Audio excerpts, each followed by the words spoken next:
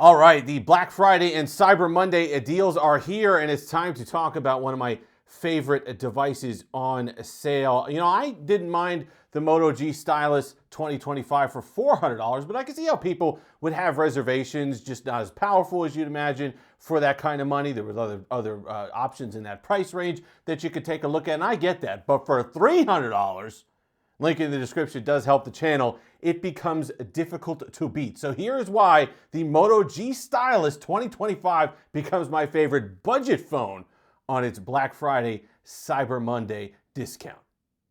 And we're back, and I want to head some of you people off at the pass going into the comment section. Yes, I wrote a similar article for Android Police, and the refrain was the same. What about the Poco F1 Ultra Extreme or whatever? I don't want to hear it. That's good for you. If you're an enthusiast and you like those devices and those are the compromises and trade-offs that you want to make, I completely understand and I get it. Go ahead and import that device and enjoy. But if for somebody who wants to walk into Walmart and have a phone that works on every carrier, someone who wants to walk into AT&T and if they have a problem or whatever, get it sorted, this to me for $300 is the phone that you're going to want in your pocket. And it's not exactly a slouch either. When I look at this gorgeous display, the past couple generations of OLEDs on the G Stylus series have been phenomenal, and this is no exception. Touch brighter, I believe, this year, but just a gorgeous panel. Everything. The colors are great. The contrast, deep, nice, rich colors. Love this display. Can honestly do a heck of a lot worse for $300. You know, you start to see these $200 phones get OLEDs like the Galaxy A series, the A16, A17 have OLED panels. But when you talk about the quality and the color accuracy and the depth of the color, this is what you're going to want for $300. Absolutely phenomenal. Performance is no slouch either. You know, I love the Dimensity 6300. I do believe that the Snapdragon 6 Gen 3 is a step up. Performance has been smooth. If you just keep it to basic stuff, you're not going to notice any lag or slowdowns. It's just silky smooth going through the operating system. 8 gigs of RAM helps with that because I've used this chipset in the Galaxy A36. And I was super excited when Samsung went to the Galaxy A36 or went for the Snapdragon 6 Gen 3 in the Galaxy A36 thinking, oh man, this is going to be the head-to-head competition to end all head-to-head because you have the software advantages on the Samsung side, but then you got the style over here, and there's a lot of advantages from Moto, and you're thinking about comparing them to back-to-back. Performance just wasn't there. And to me, the deciding factor in that matchup was RAM. The Galaxy A36 in the United States, again with Samsung with that, only ships with 6 gigs. 8 gigs over here makes all the difference. Smooth performance. You're not aggressively managing RAM. Stuff isn't opening and closing all the time. So I do think is the better overall experience. You got the eco leather back, which is nice. I like that on budget phones, sub $300 devices. You don't need those smudge magnets, those fingerprint depositories that you used to have on the back of these budget devices, even the older Moto devices. So I'm glad that Moto's gone to that. The camera system is another one. Look, you're really going to only want the output from the primary camera, but I can live with that. 50 megapixel sensor, really, really nice. I get really good output from it. It's saturated, there's nice color. It's just an Instagram or Facebook ready image that you don't have to do a lot to. Don't zoom in a bunch. Don't try to test it a lot in low light, but in good lighting for $300, this camera system is nice. Is it the Pixel 9a? Of course not. We're not looking at that. But this is a camera system that will get you by. Battery life, also phenomenal. 2+ days of battery life without breaking a sweat.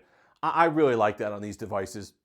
The Motorola mid-range and budget devices have phenomenal battery life, and there's no exception here on the Moto G Stylus 2025. Listen, software is what it is. You know, and sub $300, my tolerance goes up quite a bit, right? At $400, I say, you know what? I would like to squeeze a little bit extra software support. I'd like to see it be a bit more timely. But when we're talking for $300, well, Hello UI and Android 15 isn't that bad. Android 16 is coming. I've seen it on Moto devices, so right around the corner.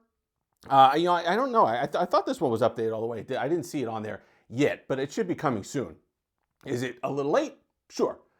Is this a phone that you get for the latest and greatest features? No. But it is a phone that if you're doing basic multitasking, if you're doing, like, multitasking works fine. And I like that swipe to the feature. Well, we'll go to Instagram here.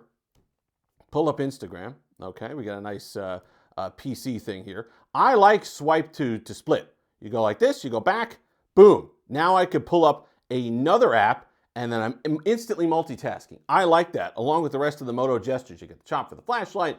So many nice things tucked away in here. It's not exactly stock anymore, the software experience on Hello UI, but it's pretty good, and I like it overall. I don't think it's a negative.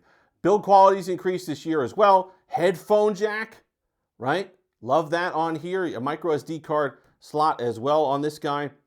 So those are things that you're going to enjoy on the Moto G Stylus 2025. Then you got the stylus. And if you're somebody that's looking for a pen phone, if you're somebody that likes to do that stuff, it's not the downgrade it used to be, right? It's not like, well, I don't have Bluetooth functionality over here. Well, guess what? You don't have it on the S25 Ultra either. This does a lot of the same stuff. You get to draw on pictures, create GIFs.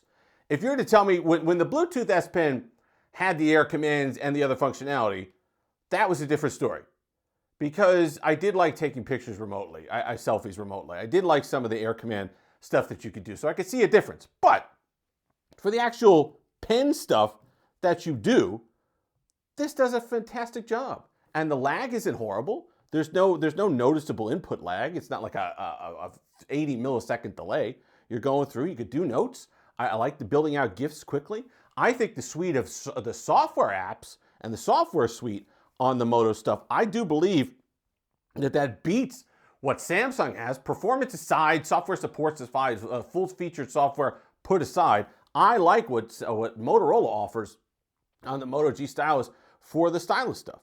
So it's just a really, I don't like the fact that I can't get in when it's locked, but I do like the thing overall. I think you get a lot of the functionality that you'd want from a stylus phone. You get a lot of functionality that you'd want from a smartphone. Really smooth performance. Multitasking is good, a lot of RAM, great display, serviceable camera, excellent battery life. When you start checking those boxes, it becomes a lot harder to not like what Moto has to offer here on the Moto G Stylus 2025. And there's a lot of, I complain about Moto initial MSRPs, but the value that you get later on, now people can argue the other section, well, they don't hold value. Okay, there's an argument there to be made. Software support certainly doesn't help with that. I think the discounts that Moto puts on these devices doesn't help with that, but I'm all about putting affordable phones in people's hands that are really good. And for $300, that's certainly one of these. And then you look at the foldable side. I'll put the link for this in the description as well. You got the Moto Razr Plus 2024. Last year's like $300 on sale right now. You can pick them up. Woo! That's a phenomenal value. You're not really giving up a whole lot on the power side. Just a sleek form factor. So Moto's got a lot going on, especially when you consider that it's a company and it's a phone that you could walk into your Walmart and pick up for $200-300. You could walk into an AT&T store for $0 a month and pick up one of these, have them put the SIM in it, have it be relatively supported, and then you go on your way. There is value to that to non-enthusiasts. Heck, there's value to that to enthusiasts as well. You just don't want to be bothered. That Poco phone breaks, you got a problem with the SIM card, go walk into your AT&T store, see what they say. It's not the same. So don't discount that value there, that ease of use value that is available with Motorola that's not available on those overseas brands. Because just because it doesn't add value to you doesn't mean that other people can't see the value. That's where I land on Motorola phones, especially when you're talking about $300. Then you get the increased durability this year. You get that drop test standard. There's a lot to like with this device. I rock it without a case. I've been rocking it without a case. No problems. Doesn't really scuff up. You can drop it a little bit. I wouldn't recommend obviously throwing it on the ground a lot. But this is a phone that for $300, you could do a heck of a lot worse. So go ahead, take advantage. Like I said, link in the description. $300. It'll be on sale for a while. I'm sure it'll go on sale. Even if you miss it this weekend, I'm sure it'll be on sale again before the Christmas season is out. But good to be back talking about some phones, especially my favorites, like this guy on a fantastic, fantastic discount. If you made this far, like, comment, subscribe, all that fun stuff. Until next time, have that Stylus.